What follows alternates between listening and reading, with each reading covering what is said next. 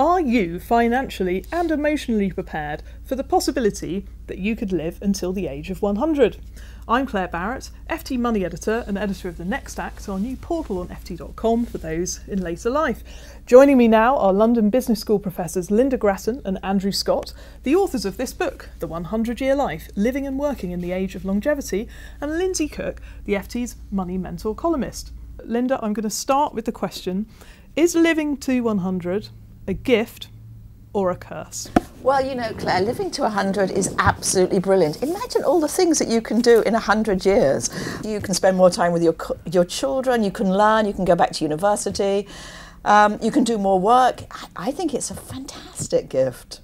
Well, I suppose one of the big swing factors will be how healthy you could remain for that 100 years, and certainly in all of the debates we've been having in FT Money and Next Act, our new hub, about funding the cost of care in later life. This is something that can often frighten our readers, but perhaps leaving the issue of health and investing in your health aside, there are many things that people need to change about their mindset when it comes to facing up that we will be around for longer, and we'll probably need to work for longer too. Absolutely. I mean, I think what we've got is we've got more time, and your point about health is crucial.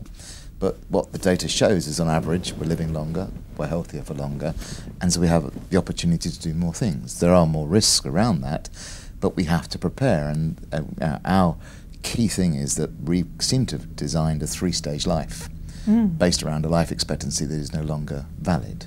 So that's the reason why pensions are struggling at the moment, why education is set up to have a career of 30, 40 years, and why we're not well prepared to seize the opportunity of a 100-year life, or also make sure we minimise the risks. One thing in particular that is facing today's retirees more than it has done the previous generation is whether they will run out of money because of the way that pensions have changed, especially for professional workers.